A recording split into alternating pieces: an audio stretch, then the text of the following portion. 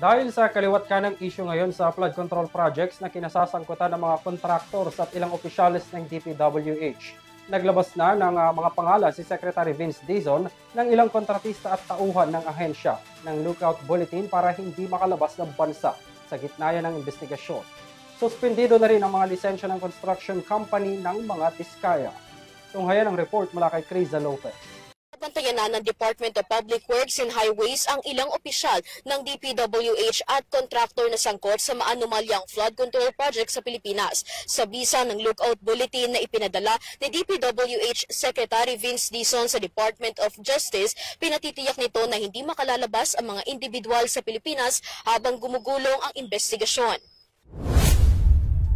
Nitong September 2, nagpadala ng urgent request si Dizon kay Justice Secretary Jesus Crispin Remulla ng Immigration Lookout Bulletin Order habang iniimbestigahan ang mga flood control project sa Pilipinas. Sa liham, iginiit ni Dizon na napapanahon ang paglalabas ng Lookout Bulletin para maiwasan ang delay sa investigasyon at mapanagot ang mga may sala. Bukod sa ILVO, humiling din ng DPWH sa Bureau of Immigration na agad ipagbigay alam sa tanggapan at sa iba pang law enforcement agency ang mga paunang travel advisory ng mga individual. Una sa listahan ng mga pinababantayan ng DPWH, sina OIC Assistant Regional Director Henry Alcantara, Bryce Hernandez at JPD Mendoza.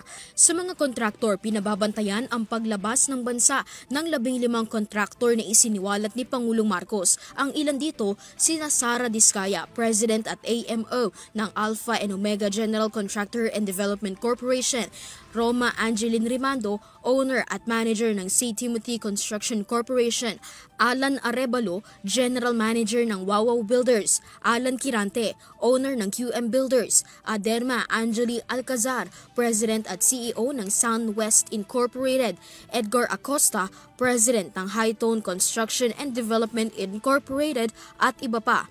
Samantala, binawian na rin ng Philippine Contractor Accreditation Board o PCAB ng lisensya ang siyam na kumpanyang pinatatakbo o pagmamayari ni Sara Diskaya.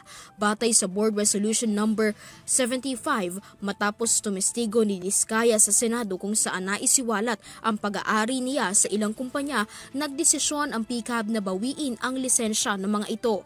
Partikular na tinanggalan ng lisensya ang mga kumpanyang St. Gerald Construction General Contractor and Development Corporation, Alpha and Omega General Contractor and Development Corporation, St. Timothy Construction Corporation, Amethyst Horizon Builders and General Contractor and Development Corporation, St. Matthew General Contractor and Development Corporation, Great Pacific Builders and General Contractor Incorporated, YPR, General Contractor and Construction Supply Incorporated, Waymaker OPC, Elite General Contractor and Development Corporation. Ang pag-amin-anya ni Diskaya ang nagpatibay sa pagsali nito sa iba't ibang bidding ng gobyerno na nagkakaroon ng impluensya sa resulta ng bidding.